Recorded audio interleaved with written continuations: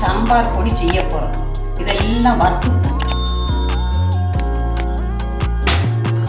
கொஞ்சம் நல்லெண்ணெய் ஊற்றிக்கும். இந்த கட்டிக்காய் 8 காயம் இருக்கு.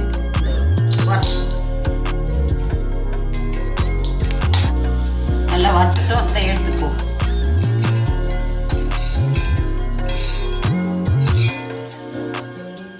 வத்தல் 100 கிராம்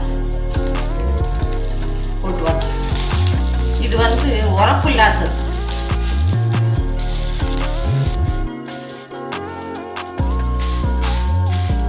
வறுத்து எடுத்துருவோம். லேசாக சூடாகனா போட்டு நல்லா வறுத்துட்டு எடுத்துருவோம். எடுத்து தட்டில் தட்டி வச்சுக்குவோம். மல்லி ஒரு 150 வறுத்துக்குவோம்.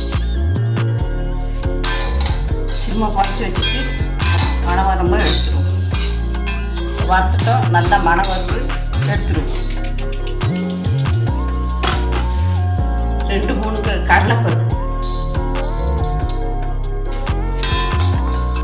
2-3 தோரம்பருப்பு இந்த போட்டு, 1 பூண்டு புழுங்கரிசி இந்த போட்டு, குருமிளகு, வெந்தயம் ஒரு 1/2 ஸ்பூன்,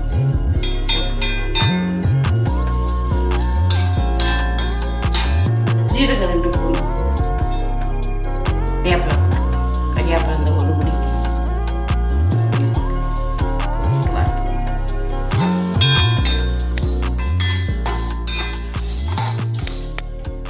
இருங்க, கறியாப்பிலை இப்படியே பொழிஞ்சு போகணும். அப்படி வறக்கணும். இல்லை வறுத்துட்டோம். இதில் தட்டிடும். ஆறினோன்னா மிக்சியில் போட்டு அரைச்சிக்குவோம்.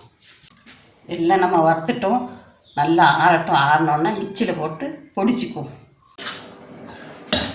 நல்லா ஆறிட்டு கொஞ்சம் கொஞ்சமாக நம்ம அரைச்சிக்குவோம்.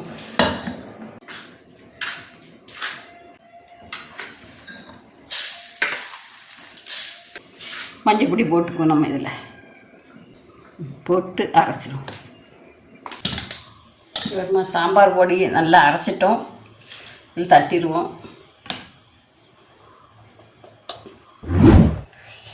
சாம்பார் பொடி ஆறட்டும். ஆறினோடனே பாட்டில் போட்டு வச்சுக்குவோம்.